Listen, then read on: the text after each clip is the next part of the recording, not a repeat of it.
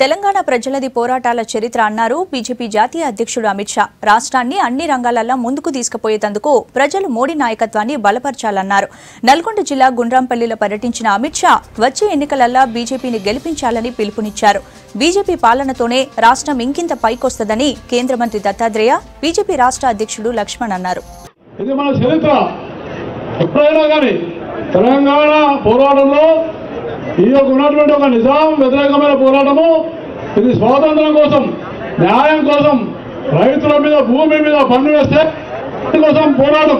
కాబట్టి ఇది ఏ రకమైనటువంటి ఒక మత కళాలకు కానీ మతమైన విషయం కాదు, ఇది చరిత్ర. కాబట్టి ఎవరైతే ఈ చరిత్రను తప్పుదోవ పట్టిస్తున్నారో వాళ్లకు గుణపాఠం చెప్పాల్సిన అవసరం ఉంది. వారు దేనికోసం త్యాగం చేశారు, వాళ్ళ ప్రాణాలు. వాళ్ళు ఆ గుండుకు ఎదురెళ్ళింది కాసిం రజ్వీ సైన్యానికి వారు ఎదురుండి ఈ దేశంలో మేము అంతర్భాగం కావాలని పోరాటం చేస్తే వారి యొక్క కుటుంబం కోసము, స్వార్థం కోసం కాదు. బీజేపీ పల్లె పల్లెకు, బీజేపీ ఇంటింటికి మోదీ విధానాలతో ఈ రాష్ట్రంలో ఉన్నటువంటి అన్ని గ్రామాలను, అన్ని పల్లె అందరినీ కూడా కలిసి తిరుగుతామని ఖచ్చితంగా బీజేపీని గ్రామ స్థాయి నుంచి పల్లె స్థాయి నుంచి పటిష్టం చేసి మోదీ యొక్క పథకాలను ప్రజలకు చేరవేస్తామని చెప్పి స్పష్టంగా తెలియజేస్తూ